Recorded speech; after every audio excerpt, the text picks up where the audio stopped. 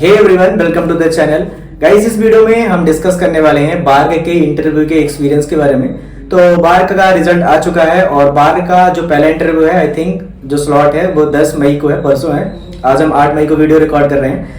तो बहुत सारे लोगों की रिक्वेस्ट थी कि भैया बार्ग के इंटरव्यू के एक्सपीरियंस में एक वीडियो बना दीजिए, क्या क्या गलतियां नहीं करना है लास्ट मोमेंट पे। तो हमारे साथ सौम्या, जिन्होंने बार्ग 2023 का इंटरव्यू दिया था और अभी ये IOCL में जॉब कर रही हैं। मैं भी IOCL में हूँ और ये IIT कानपुर ड्रॉप आउट है, IIT कानपुर से MS कर रही थी। तो आज पूरा बार्ग के इंटरव्यू के बारे में जानेंगे कि क्या गलतियां करना है, क्या गलतियां नहीं करना है। कोई गलतियां नहीं करना है, ठीक है। तो सबसे पहले जो एजेंडा है वीडियो का वो आपको समझ में आ गया कि बार्ग के इंटरव्यू के एक्सपीरियंस के बारे में हम डिस्कस करने वाले हैं। पूरा ब्रीफ में डिस्कस करेंगे। तुम्हारा स्लॉट बुक हो चुका है, आगे क्या करना है वो हम पूरा डिस्कस करेंगे।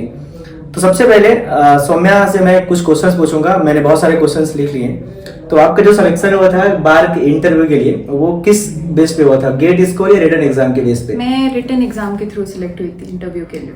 अच्छा, रिटन एग्जाम के थ्रू। तो रिटन एग्जाम भी होता है बार्ग का। देखो, 2 मेथड होते हैं, गेट एग्जाम और बार्ग का रिटन एग्जाम। तो जिसका भी गेट स्कोर अच्छा नहीं होता है, कि मतलब जिसको मतलब गेट जो छूट जाता है, जिसका गेट एग्जाम या कि जिसको देना होता है रिटन एग्जाम, तो दे सकते हो, क्योंकि बार्ग का सिलेबस लगभग गेट का ही होता है। लगभग थोड़े एक दो एक्स्ट्रा सब्जेक्ट होते हैं, जैसे सॉफ्टवेयर इंजीनियरिंग हो गया, ये सब। फिर भी अगर उनको छोड़ दिया जाए, ना भी पढ़ा जाए, तो बार्ग क्लियर किया जा सकता है ना। मतलब गेट का रिवाइज करके किया जा सकता है। तो उसकी स्ट्रेटजी मैंने बनाई है, वीडियो की लिंक आपको डिस्क्रिप्शन में मिल रही होगी। यदि आप गेट की तैयारी कर रहे हैं और बार्ग का भी एग्जाम लिखना है तो वो आपको लिंक मिल जाएगी डिस्क्रिप्शन में। सेकेंड क्वेश्चन पे आते हैं। आपका इंटरव्यू का जो सेंटर था वो कहाँ पे था? मेरा इंटरव्यू का सेंटर मुंबई में था। चॉइस मिली थी सिलेक्ट करने की, तो अनुशक्ति नगर में जो इनका कैंपस है वहाँ पे था, मुंबई में, टॉम्बे में। मानखुर्द आई थिंक पड़ता है, हाँ, स्टेशन पड़ता है, वहाँ पे था। स्टेशन है लोकल ट्रेन का। तो आपका इंटरव्यू का डेट याद है आपको?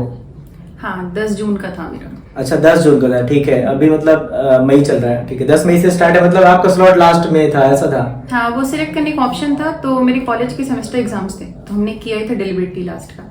अच्छा, उस समय दिमाग में था ना बहुत जल्दी जाना है ना बहुत लेट जाना है, बीच में जाएंगे, तो ये सोच के किया था। मेरा जो था शायद मेरा 1 मई को था, 1 मई या 31 मई को था, मुझे डेट एग्जैक्टली याद नहीं है, बट मेरा ऐसे ही था, फर्स्ट या लास्ट था। स्टार्टिंग में ही चले गए थे। हाँ, मतलब मैं चूज कर लिया था। मेरा शायद 31 मई था, 31 मई, ठीक है। तो सबसे पहले आपको 10 जून का था आपका जो इंटरव्यू का डेट था। तो आप मतलब मुंबई कब पहुंचे?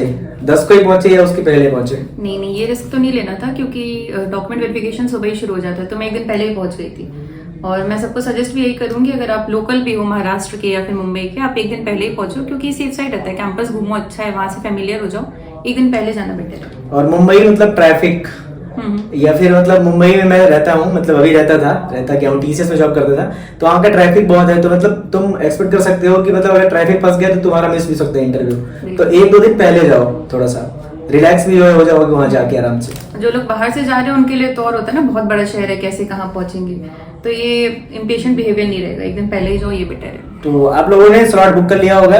आपको एक दिन पहले जाना हो, कहीं भी आपका सेंटर हो, लगभग मुंबई ही होता सबका, तो आपको एक दिन पहले जाना है।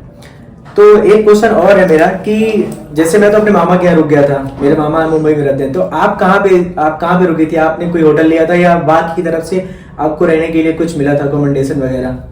यार, मुझे 50-50% आइडिया तो था कि ये लोग अकोमोडेशन देते हैं, लेकिन कहीं पे उनके इंस्ट्रक्शन में श्योर नहीं था। तो कोरा वगैरह पे हर जगह पड़ा था कि वहाँ पे मिल जाता है, तो हम वहाँ पे एक हॉस्टल में स्टे किए थे।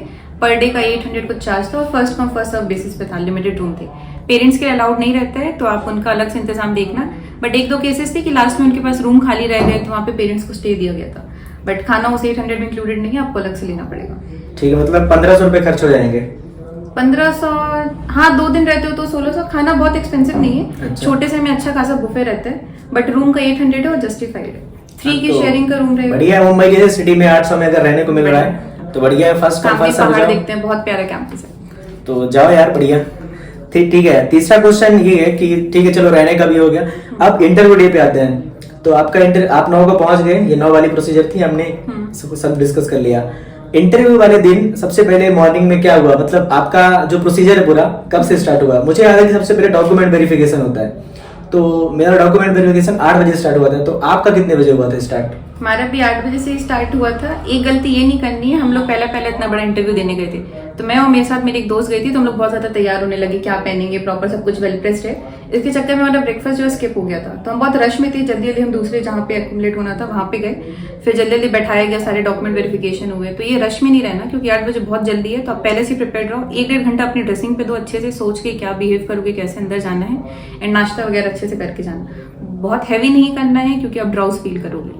मैं तो अपने मामा के यहाँ रुका था, तो मतलब ये सब सुविधाएं तो मुझे नहीं पता कि मिलती हैं। मामा के यहाँ से ही गया था, मतलब मैं 6 बजे ही निकल गया था। मतलब मामा का घर ज्यादा दूर नहीं था, तो मैं लोकल ट्रेन से ही आया था, तो वहीं सब कुछ करके आया था मामा के यहाँ से ही। तो तुम वहाँ रुकी थे, तो ये मतलब बता सकते हो लोगों को, जिन मतलब सबके मामा नहीं होंगे ना वहाँ पे। नहीं, खाने वगैरह की तो पूरी व्यवस्था है, अच्छा खासा कैंटीन रहता है, आपको सब मिलेगा, वेज नॉन वेज, और इतना अच्छा मिलता है कम रेट में कि लोग बहुत ज्यादा खा लेते हैं। तो मतलब 1-2 दिन पहले चले जाओ यार, इंटरव्यू के बाद शाम को खा लेना जितना खाना है, अगले दिन खा लेना, सुबह के समय ये गलती नहीं करनी है। ठीक है। तो सबसे पहले डॉक्यूमेंट वेरिफिकेशन पे आते हैं। आपने बता दिया कि आप तैयार वार होने में थोड़ा टाइम लगा दिया, तो ब्रेकफास्ट मिस हो गया, ठीक है, ये लोग गलती नहीं करेंगे जो लोग देख रहे हैं। सबसे पहले आप बताइए, इंटरव्यू के पहले प्रोसीजर जो हुआ था डॉक्यूमेंट वेरिफिकेशन, जैसे मेरा हुआ था, तो मुझे याद है कि मैं मतलब पासबुक की जो अपने को ट्रेवल का अलाउंस मिलता है ना जाने आने का, मैं पासबुक मिस कर दिया था। अच्छा। तो पासबुक फिर मैंने कॉल करके मंगाया, फिर उसका प्रिंट आउट निकलवाया था, या मेरे पास फोटो कॉपी करवाया था। तो डॉक्यूमेंट के बारे में बताइए, क्या क्या इंपॉर्टेंट डॉक्यूमेंट्स है डॉक्यूमेंट में? पहले तो 10th के बाद से जितने भी तुम्हारे एजुकेशन रिलेटेड है वो तो आपको लेके जाने ही जाने। डिग्री मिल गई, अगर आप 1 साल के ड्रॉप आउट हो या आपको अभी तक मिल चुकी है तो वो जरूर लेके जाना है। इफ नॉट तो प्रोविजनल सर्टिफिकेट होना चाहिए। और आप ट्रेन से आए हो, जैसे भी आए हो, उसकी आपके पास कम से कम 2 कॉपी होनी चाहिए। ब्लैंक चेक होना चाहिए कैंसिल्ड। तो ये सारे जितने भी मेंशन है सब आप लेके रखो, और सबकी एक कॉपी एक्स्ट्रा ही रखो। बट ये लोग बहुत काइंड ऑफ अच्छे होते हैं इन टर्म्स की, मुझे याद है बहुत लोग थे जिनका कॉलेज जेनरिक प्रोसेस नहीं फॉलो कर रहा था। किसी का सेमेस्टर वाइज रिजल्ट आता था, किसी का पूरा 1 साल का सीजीपीए आता था, तो वो लोग वेट करते हैं कि ठीक है आप 2-3 घंटा लो, या अपने कॉलेज वालों से लिखवा के दे दो मेल करके, तो उसके फोटोकॉपी को भी वो लोग कंसीडर करते हैं कि अगर सिलेक्ट होता है तब आप ये डॉक्यूमेंट दिखाना। तो पैनिक नहीं करना है कि मेरे पास ये नहीं है वो नहीं है मैं क्या करूँ। अपने साइड से जितना लिस्ट दिया है आप उसको प्रिपेयर करके जाओ। कुछ नहीं है तो वहाँ पे कुछ ना कुछ वो लोग हेल्प कर देते हैं, तो बहुत पैनिक नहीं करना है। सभी डॉक्यूमेंट्स ओरिजिनल लेके जाने हैं, और 2 सेट फोटो कॉपी लेके जानी है। हाँ। और एक चीज और यार, जिसका भी रिजल्ट सीजीपीए में आता है, सीजीपीए 2% का जो कन्वर्टर होता है, हर एक यूनिवर्सिटी और कॉलेज का डिफरेंट होता है। जनरली क्या होता है, मार्कशीट के पीछे ही होता है वो, है ना, तो वो जरूर लेके जाना है यार। मतलब अगर तुम्हें नहीं पता तो मैं बता देता हूँ, मार्कशीट के पीछे ही होता है। फर्स्ट सेमेस्टर से लेके 8th सेम तक अगर कोई भी मार्कशीट देखोगे ना, पीछे लिखा होता है। तो तुमसे मांगेंगे GPA to, CGPA to converter percentage, तो वो फोटो कॉपी तुम लगा सकते हो, वहां पे लिखा होता है पीछे, तुम देख लेना। ये मत बोलना मैं भी भूल गया था ये चीज। और कोई भी तुम डॉक्यूमेंट बोलोगे ना, जैसे तुम डिग्री नहीं दोगे, तो वो लिख लेते हैं कि जब अगर तुम सेलेक्ट होते हो तो फिर तुमको देना पड़ेगा, लेके आना है, वरना सिलेक्शन कैंसिल हो जाता है। तो ये चीज ध्यान रखना थोड़ा, मतलब जितने डॉक्यूमेंट है सब लेके जाना। अगर मार्कशीट पे आपके नहीं दिया है तो अपने कॉलेज में पहले से ही बात कर लो कि हमारे मार्कशीट पे नहीं दिया है। तो कभी कभी कॉलेज वाले बोलते हैं कि आपकी वेबसाइट पे लिखा हुआ है, आप उसको दिखा देना, बट वो लोग ऐसे कंसीडर नहीं करते हैं कि आप एक क्लिप करके फोटोकॉपी दिखा दो। एक प्रॉपर मेल रखना जो आपकी कॉलेज की तरफ से आया होगा कि ठीक है ये आपका वेरिफिकेशन का या ट्रांसफर का फॉर्मूला है, उसको कंसीडर कर लेंगे। या कॉलेज से आप एक प्रिंट आउट निकालवा के टेस्टेड करवा के भी ले जाते हो, सील वगैरह लगवा के, मोहर मतलब वगैरह लगी रहे तो हो जाता है। ठीक है। तो डॉक्यूमेंट वेरिफिकेशन ये हो गया, मतलब सारे डॉक्यूमेंट वेरीफाई हो गए, उन्हें क्रॉस चेक कर लिया। और जो फोटो कॉपीज थे 2 सेट रखते हैं ना, या 1 सेट रखते हैं? 2 सेट मंगाते हैं। 2 सेट मंगाते हैं, तो 1 सेट सारे इंटरव्यू के पास जाती है। एक सेट को असेंबल करके वो लोग आपको एक टोकन नंबर देते हैं कि 1 है 2 है, मेरे केस में 2 था मुझे याद है। फिर वो जाता है पैनल में, क्योंकि वो भी देखते हैं आपके कौन कौन से सब्जेक्ट थे, किसमें आपका क्या सीजीपीए था। तो 1 सेट ऑफ फोटोकॉपी उनके पास जाएगा, ओरिजिनल आपको दे देंगे, और 1 सेट का वो लोग और रखते हैं अपने पास। तो डॉक्यूमेंट वेरिफिकेशन के बाद एक टोकन मिला था ग्रीन कलर का, ग्रीनिश ब्लू था उसमें, वो शायद आपके पास अभी भी है, हम दिखा देंगे, स्टोर करके रखे मुझे याद, आपको दिखा देंगे, वीडियो में देख लेना। तो वो टोकन मिला था, और टोकन मिलने के बाद फिर आपको पैनल नंबर 2 मिला था। तो आपको पैनल नंबर 2 पे जाने को बोला, है ना, मतलब बीच में फिर डॉक्यूमेंट वेरिफिकेशन के बाद पैनल नंबर 2 पे जाना था आपको डायरेक्ट इंटरव्यू के लिए। नहीं, एक रूम रहता है, वहाँ पे आपको रिफ्रेशमेंट भी रहती है, वहाँ बैठाएंगे वेटिंग में, जितने को कभी डॉक्यूमेंट वेरिफिकेशन हो गए, फिर नंबर वाइज होता है। हाँ, मुझे भी याद है, एक मैं फ्रूटी लिया था, फ्रूटी थी, चिप्स, फ्रूटी चिप्स थी। अब एक तरफ उसका लालच था, एक तरफ था इंटरव्यू आने वाला है। अच्छा, डॉक्यूमेंट से एक और बात याद आई कि जब आपको एडमिट कार्ड मिला होगा तो नीचे एक स्लिप लगी होगी जिसपे लिखा होगा कि ये जरूर लेके जाना है, अगर आप सिलेक्ट हो जाते हो तो उसको जरूर लेके जाना, और उसकी भी एक फोटोकॉपी करा लेना, वो इम्पोर्टेंट है। सारी चीजें स्कैन करके रख लो, जितने भी इंपॉर्टेंट होते हैं स्कैन करके तो पहले रख लो डॉक्यूमेंट, क्योंकि अब मतलब स्टार्ट हो गई जर्नी ना, मतलब डॉक्यूमेंट तो सब ड्राइव में रखो यार, बहुत इंपॉर्टेंट होते हैं डॉक्यूमेंट्स, कभी भी काम पड़ जाता है, तो फोन में रहेंगे तो दिक्कत नहीं होगी। लोकल ट्रेन में अगर फोटोकॉपी की फाइल खो भी गई, स्कैन रहेगा, प्रिंट निकलवा लो। हाँ, तो सब डॉक्यूमेंट वेरिफिकेशन के बाद आप एक रूम पे गए जहाँ पे फ्रूटी थी, वहां बैठा आपने, फिर आपको पूरा बॉक्स था हाँ। तो उसके बाद आपको बुलाया गया होगा इंटरव्यू के लिए, पैनल 2 ने आपको बुलाया होगा, प्यून जो होते हैं वो बुलाते हैं। ये पैनल 1-2 का चक्कर शायद ऐसा था कि वो लिख दिए थे कि कौन से नंबर पे हुआ, क्योंकि वो रैंडम था, जो खाली हो जाए उस पैनल में वो लोग शिफ्ट कर दे रहे थे। उनका प्रोसेस वही था कि 2 का मतलब ये था, बट मेरे टाइम पे पहला पैनल जो है लंच के लिए चला गया था, तो मुझे जिसमें जाना था उसकी जगह दूसरे में भेज दिए थे। मेरा जो केस था, मतलब मेरे केस में 20 बच्चे थे।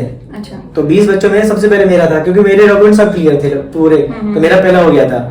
तो मेरा इंटरव्यू जो था पहला इंटरव्यू था उस दिन का। अच्छा एक चीज और इनको बता देते हम लोग कि उस दिन बहुत सारे बच्चे आते हैं सारे ब्रांचेस के। डॉक्यूमेंट वेरिफिकेशन के टाइम तुम हॉल में देखोगे ना, मतलब एक रो बनी होती है कि इस रो पे ये इतने बच्चे, तो मतलब तुम 300-400 बच्चे देख सकते हो एक ही दिन में, मतलब मिनिमम 200 तो रहेंगे। तो ये देखिए घबराना नहीं है, वो सारे बच्चे अलग अलग ब्रांचेस के होते हैं। मैं भी एक तो ब्रेकफास्ट नहीं की थी, जल्दी से हम भाग के गए और फिर हमने देखा अंदर इतने सारे बच्चे बैठे हुए। मैंने कहा एक तो वैसे ही लगता है ना आपके चांस कम हो रहे हैं, कब आपका नंबर आएगा, डॉक्यूमेंटिफिकेशन का लेट हो गया। बट मेरे टाइम पे 22-23 ही बच्चे थे जो मतलब मेरे ब्रांच के थे, सारे ब्रांच के बैठाते।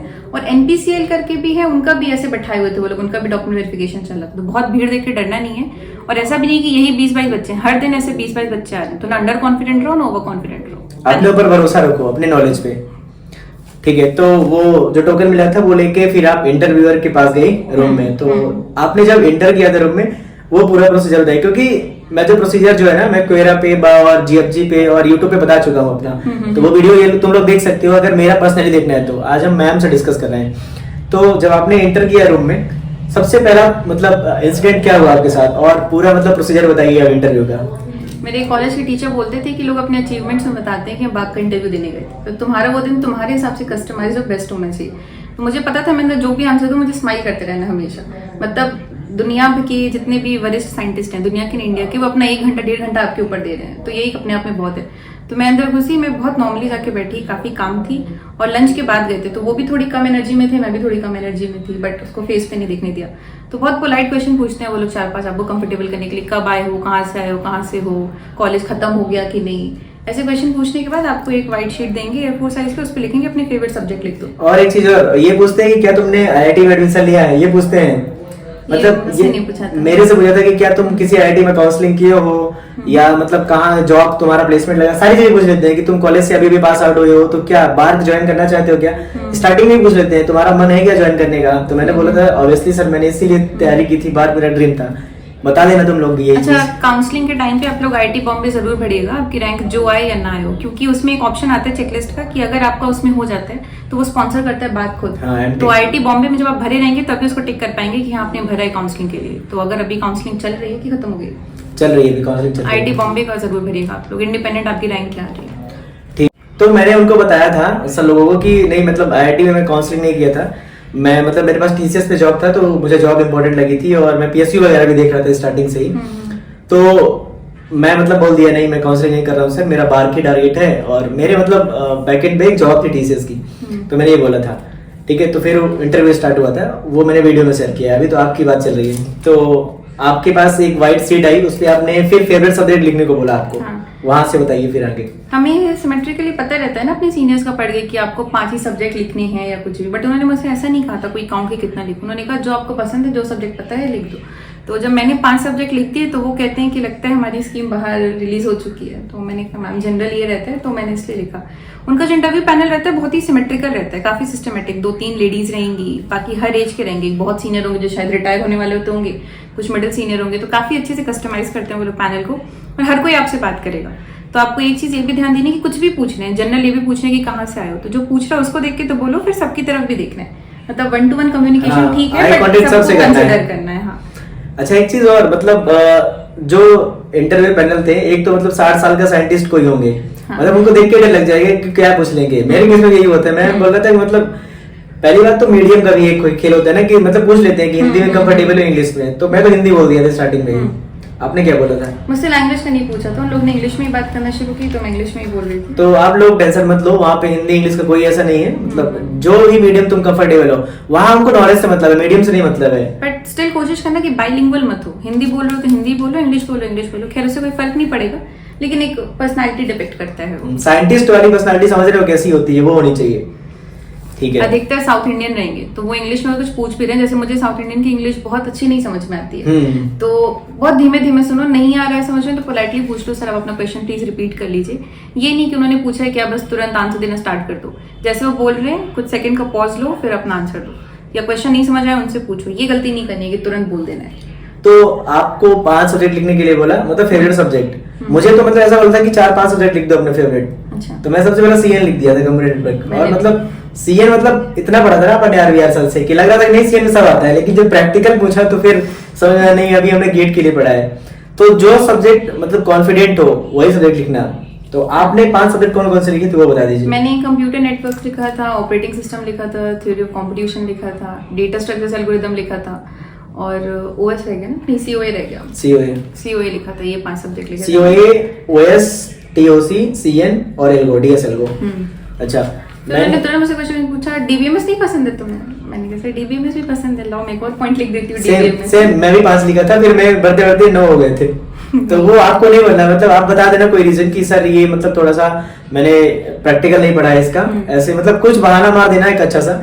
5 ही सब्जेक्ट रखना, क्योंकि जितने कम रखोगे ना तो ज्यादा अच्छा रहेगा। या स्पेसिफिक कैच कर ले रहे हैं, जैसे इन माय केस की डीबीएमएस नहीं पसंद है, तो ये नहीं बोलना है कि हाँ डीबीएमएस नहीं पसंद है, पसंद है सर वो भी लिख देती हूँ। मैंने लिस्ट ऑफ 5 लिखे जो मुझे बहुत पसंद है, मेरे टॉप 5 फेवरेट ऐसे। हाँ, ऐसा करके कुछ स्मार्ट आंसर देना है। तो अब आपने सबसे पहले सीएन लिखा। मेरे से सीएन में जो क्वेश्चन पूछा था तो एक मतलब पूछ लिया था कि एक प्राइवेट आईपी है, बाहर से कोई ट्रैफिक आता है तो बताओ आ पाएगा कि नहीं। तो मैंने उनको एनआईटी वगैरह समझाया था, मतलब नेटवर्क एड्रेस ट्रांसलेशन होता है ना, मैंने समझाया था, बहुत मतलब डीप में समझाया था, लेकिन वो मेरे आंसर से सेटिस्फाइड नहीं थे शायद, तो उन्होंने क्वेश्चन वगैरह चेंज किए थे। तो सीएन से आपको कोई क्वेश्चन याद है जो उन्होंने पूछा हो?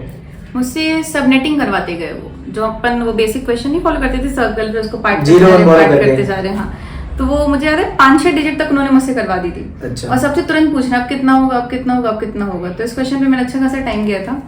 फिर ये तो बन गया होगा बहुत, मतलब आरवीआर से मैंने टाइम खींचा अच्छा खासा, आरवीआर सबसे जो पढ़ा है तो उससे तो बन ही जाएगा ये। मैंने कहा ये क्वेश्चन आ रहा है, आप इस पे मुझसे लेते जाओ, टाइम लेते जाओ।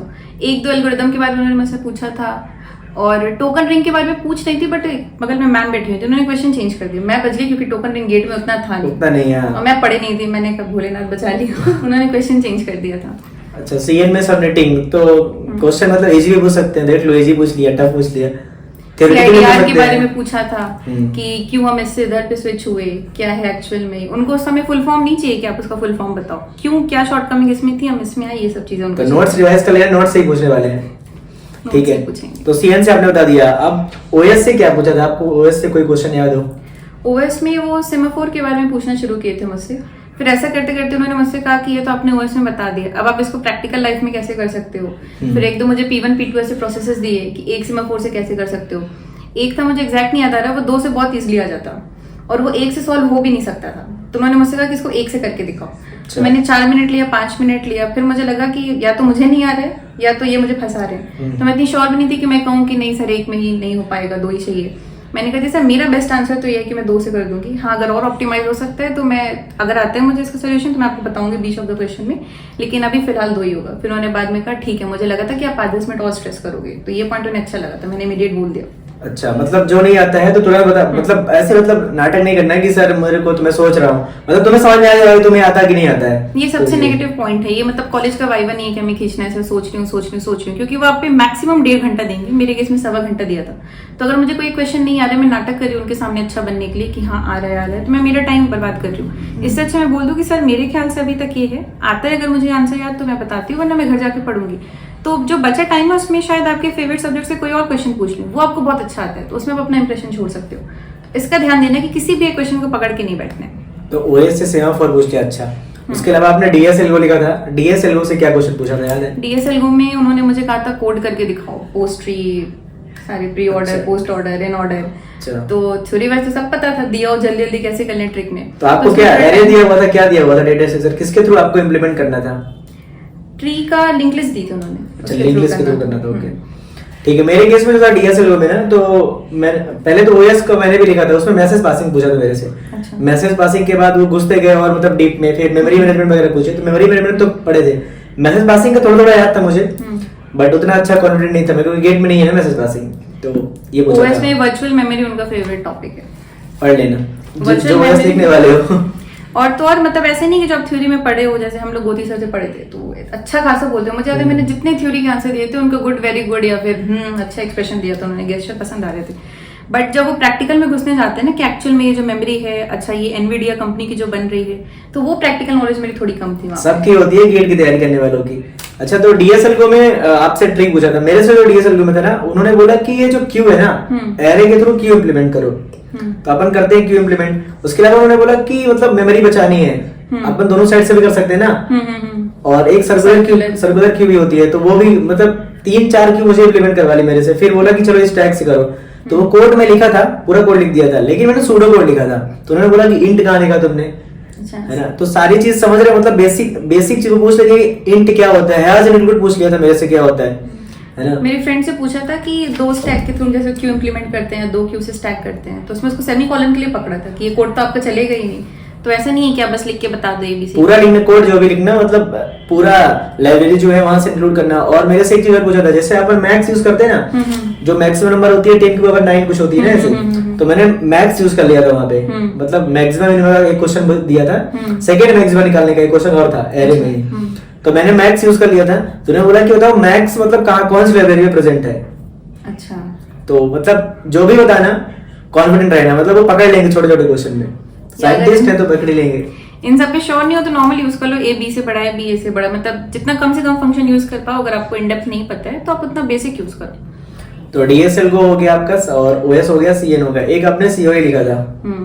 सीओए में तो मेमोरी मैनेजमेंट, ब्लॉग्स, काफी डेप्थ तक एक एक जा जाके किए थे। बहुत मुझे क्वेश्चन नहीं आते। सीओए मतलब पूरा कंप्यूटर, ये कुछ भी पूछ सकते हैं, उनको पूरा कंप्यूटर आता है। मतलब अगर आपको आता है तो आप बोलो, आप ए बताओगे तो उसके बाद वो डिक करेंगे बी से सी, जब तक उनको ना हो कि हाँ आपने ना नहीं बोल दिया, वो तब तक डिक करते हैं। ऐसा नहीं होगा कि वो किसी लेवल पे जाकर सेटिस्फाई हो जाएंगे। मेरे केस में मुझे याद है कि बहुत अंदर तक मैं गई थी, उसके बाद हुआ कि नहीं भाई अब मुझसे कोई दूसरा क्वेश्चन पूछ लो, मैं उसका अच्छा आंसर दूंगी। मैंने कहा सर इतना ही है। वीडियो देख रहे होगे, है ना, मतलब काफी इंफॉर्मेटिव वीडियो है। हमको तो ऐसा नहीं मिला था, शायद हम लोग मतलब ढूंढ रहे थे, क्वेरा वगैरह पे ही मिला था, तो वही हम सोचे कि कितनी देर का है, क्या है। तो आप एक और बताइए, आपने लास्ट सब्जेक्ट टीओसी बताया था एक और, तो टीओसी में आपसे क्या क्वेश्चन पूछा था? मेरे से तो जीएनएफ पूछा था, है ना, जीएनएफ होता है ना, जीएनएफ फॉर्म होता है, जीएनएफ सीएनएफ, वो पूछ लिया था। आपसे क्या पूछा था? मुझसे ट्यूरिंग मशीन के बारे में पूछा था, और वो जो अपना चॉम्स्की हायरार्की होती है उसको इन डिटेल पूछा था कि क्या है, इसके बाद ये क्यों। चॉम्स्की मेरे से भी पूछा था, कौन सी स्ट्रिंग एक्चुअल में इसमें आएगी कि नहीं आएगी। ट्यूरिंग मशीन पे अच्छा खासा पकड़ा था, जिसमें हम गेट पे कम फोकस करते हैं, क्योंकि रेगुलर एक्सप्रेशन और यही पढ़ते हैं हम रेगुलर वाले। ट्यूरिंग में वही डिसाइडेबिलिटी पढ़ लेते हैं, बस खत्म कर देते हैं, कौन सा डिसाइडेबल है, कौन सी डिसाइडेबल है, ठीक है। ट्यूरिंग मशीन पूछा। तो ये सारे क्वेश्चन थे जो हमसे पूछे गए थे, हमने सारे क्वेश्चन कवर करने की कोशिश की, और सब्जेक्ट भी बताया मैम ने। मैंने अपना क्वेरा पे लिख रखा है, वीडियो बहुत बड़ी हो जाएगी अगर मैं भी डिस्कस करूंगा तो आपका कुछ सजेशन है लोगों के लिए, मतलब क्या चीज करें मतलब इंटरव्यू के दिन, और मतलब पूरा आप एक गाइड कर दीजिए लोगों को ताकि उन्हें अच्छा लगे। मतलब ठीक है, इंटरव्यू के पहले एक मतलब इन्फॉर्मेशन मिल गई, जैसे अपन को नहीं मिली थी, तो उनको वो चीज मिलनी चाहिए यार। क्योंकि एक तो हम कंप्यूटर साइंस बैकग्राउंड से जा रहे हैं, तो कुछ लोग क्या करते हैं स्मार्टनेस दिखाने के लिए पार्ट सब्जेक्ट ऐसे चूज करते हैं जिसमें डीएसएल को डालते ही नहीं है। ये तो बेसिक है, मेरा सजेशन है इसको डालना ही डालना, चाहे जिस भी नंबर पे आप डाल रहे हो, फर्स्ट सेकंड 5 कहीं तक डालो, बट डीएसएल को जैसे एक सब्जेक्ट तो लेना ही लेना। सबका अच्छा ही होगा, मतलब अगर गेट के लिए पढ़ा है तो कोड तो थोड़ा बहुत तो लिख ही लेंगे, मतलब सोडो कोड। हाँ, एक कोर सब्जेक्ट तो चाहिए ना जिसपे मतलब बन सके कि वो आपकी कोडिंग स्किल देखें या कुछ भी। और उसके अलावा कहूंगी पैनिक नहीं करना है। मतलब कोई क्वेश्चन है जिसको आपको लग रहा है नहीं आ रहा है, आप तुरंत नेक्स्ट क्वेश्चन पे स्विच हो जाओ। ऐसे भी नहीं कि आपको बहुत रैंडम डिसीजन लगे, 5-6 सेकंड लो, कहो कि sir I get back to this जब भी मुझे समझ में आ रहा है, जो भी आपको सही लगे उसी क्वेश्चन पे अगर हम रहेंगे तो हम अपना ही टाइम वेस्ट कर रहे हैं। लंच के बाद अगर आपका हो रहा है तो हैवी लंच नहीं करना है। ब्रेकफास्ट के बाद हो रहा है तो सुबह भी ज्यादा खाना नहीं खाना है, ठीक ठीक खाओ, क्योंकि उनकी भी एनर्जी डाउन होती जाती है और फिर हमें भी नींद आने लगती है। उसके बाद आप ये मत सोचना कि कोई बच्चा इंटरव्यू दे के निकलेगा तो आप उससे तुरंत पूछ लोगे क्या पूछा क्या नहीं। इसके लिए बिल्कुल प्रिपेयर मत रहना, क्योंकि उनका ऐसा भी होता है कि एंट्री का कहीं और से, एग्जिट का कहीं और से। वो अलाउ नहीं करते कि इंटरव्यू देने के बाद कोई जाके मिलने। जैसे आईओसीएल में था कि तुरंत हटा रहे थे, बट ऐसा था कि हम बाहर बैठे लोगों से डिस्कस कर पा रहे थे, बट पार्क में वो ये अलाउ नहीं करते। मुझे और याद है, यदि आप कोई क्वेश्चन आपने मतलब सही जवाब दिया, फिर भी वो उसमें पूछते जाते हैं, तुम्हारा कॉन्फिडेंस चेक करते हैं कि क्या मतलब जो तुम बता रहे हो कॉन्फिडेंस है इसमें कि नहीं। तुमको लगा यार क्या मैंने गलत बता दिया, ऐसा भी होता है। तो यदि तुम्हें लगता है कि आंसर मेरा सही है तो उसमें कॉन्फिडेंट रहो। ऐसा मेरे साथ हुआ था। वही मेरा 2 सेमाफोर वाला हुआ था ना, तो वो मुझसे कहते कि नहीं 1 से करो 1 से करो। मैंने पूरा दिमाग लगा लिया जितने मैंने गेट के क्वेश्चन अटेम्प्ट किए थे, फिर मैंने कह दिया कि सर मेरे हिसाब से बेस्ट सोल्यूशन 2 है, हो सकता है कोई इसको और अच्छा ऑप्टिमाइज कर लिया, but to me 2 is the best answer. तो कभी कभी क्या होगा, आप सही आंसर दे रहे होगे लेकिन वो तुम्हारा मतलब चेक करेंगे, साइंटिस्ट वाला दिमाग लगाते हैं वो कि साइंटिस्ट बनाना है तुमको इंटरव्यू क्रैक करके, तो वो मतलब तुम सही हो कि नहीं ऐसा वाला मतलब चेक करते हैं। तो ये सारी इन्फॉर्मेशन मैम ने दी और मैम का धन्यवाद। और आप वीडियो देखो और जो बाहर का इंटरव्यू दे रहे हैं तो उन्हें शेयर जरूर करो। यदि तुम गेट की तैयारी कर रहे हो तो कोई भी डाउट हो मैम का लिंक्डइन में डाल दे रहा हूँ डिस्क्रिप्शन में, मैम से पूछ सकते हो। मेरा लिंक्डइन है, बहुत सारे सोशल मीडिया है मेरे जहाँ पे तुम मुझसे बात कर सकते हो। और यदि तुम्हें बाहर के इंटरव्यू के मेरे एक्सपीरियंस के बारे में जानना है तो मैं सारे लिंक्स दे रहा हूँ। मैंने एक पर्सनल वीडियो बनाया है, GFG में भी लिखा है। और मैम के साथ मैंने गेट की मतलब एक वीडियो बनाई थी जब अपन ने IOCL ज्वाइन किया था, क्योंकि उस टाइम पे गेट का एग्जाम होने ही वाला था बैक इन जनवरी। तो वो वीडियो भी देख सकते हो। और ऐसी कोई भी जानकारी चाहिए तो चैनल पे बने रह सकते हो और सब्सक्राइब जरूर कर लेना। बात रिलेटेड कोई क्वेश्चन आपको लगा हो जो छूट के, आप कमेंट्स में डाल दो, हम जब देखेंगे उसका रिप्लाई करेंगे, तो मैं कर दूंगी या सर कर देंगे। तुरंत रिप्लाई आएगा आपको, क्योंकि बाहर का इंटरव्यू होने वाला है तो एक्टिव रहना पड़ेगा अभी। हम भी एक्टिव हैं आपके क्वेश्चंस के लिए।